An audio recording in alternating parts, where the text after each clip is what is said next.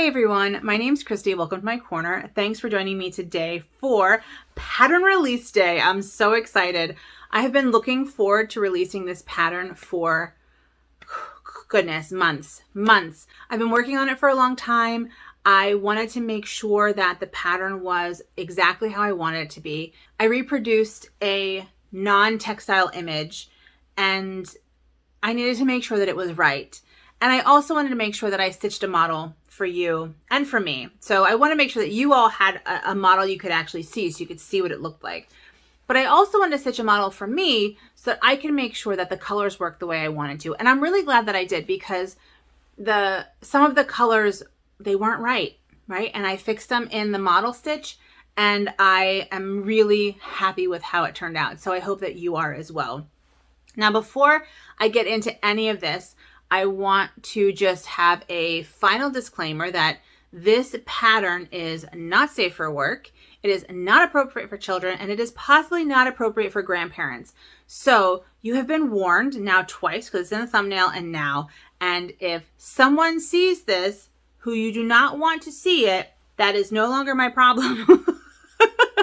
I don't want any angry comments about this. Not my problem. What am I talking about? Well, I'm a medieval historian and I've decided to start a series of cross-stitch patterns based on medieval marginalia. And medieval marginalia are the small images on the sides, on the margins of text. So we often think about illuminated manuscripts when we think about the Middle Ages. Those are planned. And so basically what you have is you have a scribe or a copyist who is copying down the text, and they leave a little space for an image that goes with the text. It's connected to the text, and then it's sent off to an illustrator or an illuminator who then puts that image in. Marginalia are not planned, and they usually don't have anything to do with the text.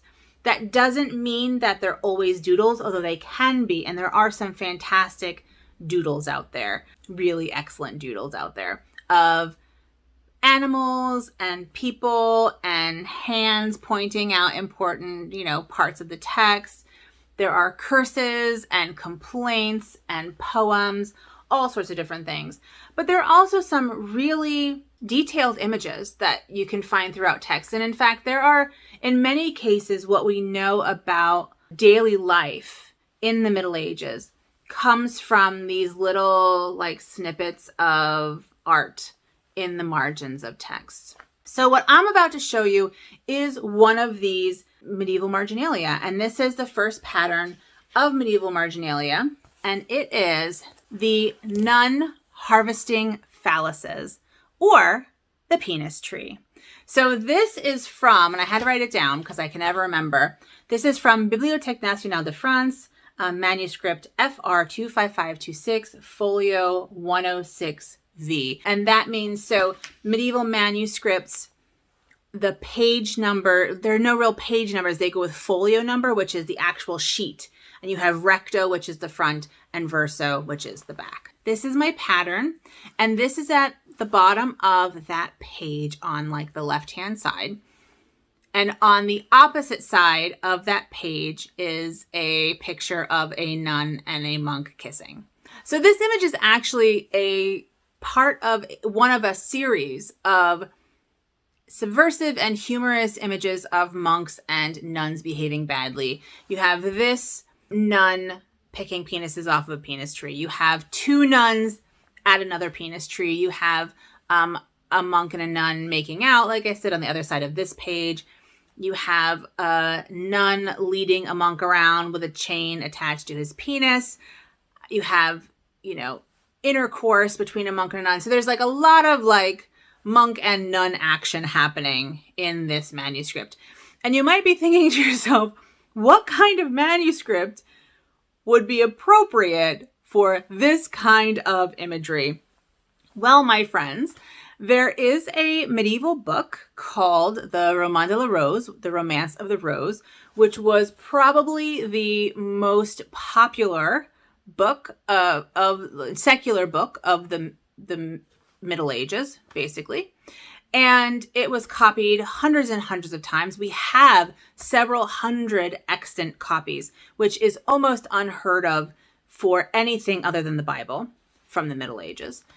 And it's essentially a courtly love allegory where the main character, and it's a first-person account of a dream where the main character, who is the embodiment of the lover, is basically working his way through a garden in order to get to his love, who is the rose, right? So Romance of the Rose.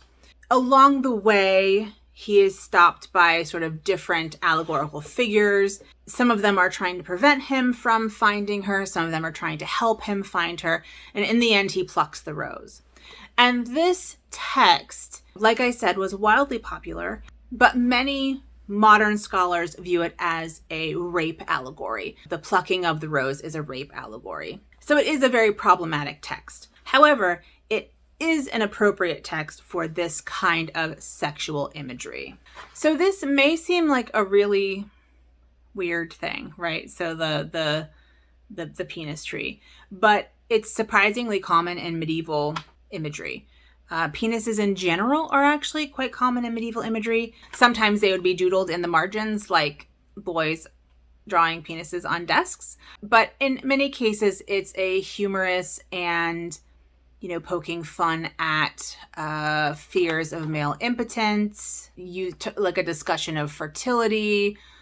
Sometimes it's just because they thought penises were funny. So we don't know the exact reason for this particular imagery, but we do see it all over the place. And, I mentioned those hands that point to important parts of texts. They also sometimes drew penises to point to important parts of text. So penises are an important part of the doodles of the Middle Ages, which in all honesty hasn't really changed all that much since then. This is the pattern. Now let me give you some stats. It is 128 by 111, 128 wide, 111 high. This model is stitched on 30 count Mariner's Map Legacy linen 2/2 full cross. And then there's a little bit of back stitching in the face that's done with one strand of 3371, and it's in there. And I have a kind of blown up face on this front page, or second page, that is a detailed view of the back stitching. So I do have information, and actually a little bit more information on the pattern about the manuscript and who copied the manuscript and, that kind of a thing. But I just wanted to, show her to you. I think she uses 12 colors. There is some shading, but it's all kind of block stitching. And I think it should be pretty accessible for everybody, but also interesting for sort of advanced stitchers. I don't know. I hope you really like it. I'm really excited about it. And I actually have to stitch it again. So I am sending this to a friend of mine who has requested it. She's a medievalist. And so I'm sending it to her, which means I have to stitch myself another one. So if you buy this, we're going to have a stitch along. We're going to have a penis tree stitch along. But don't worry, the hashtag isn't penis tree. The hashtag is low-hanging fruit, Sal.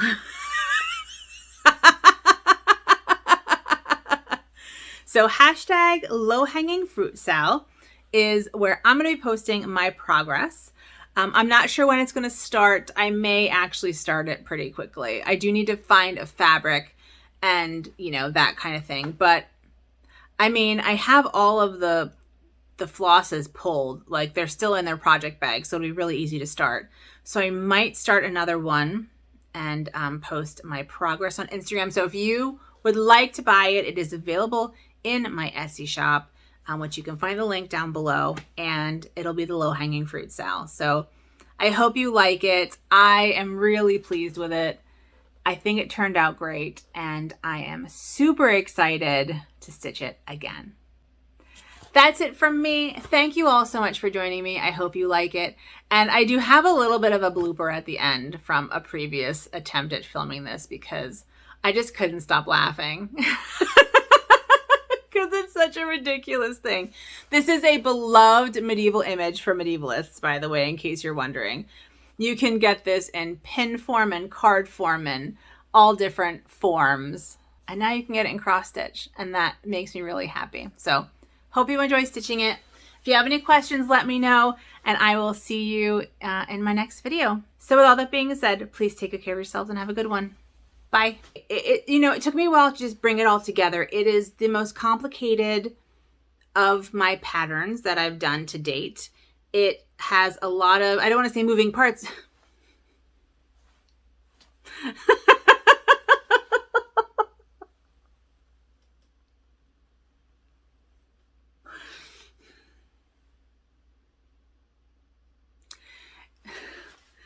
It's the most complicated pattern that I have done thus far. It is my first, this is not working.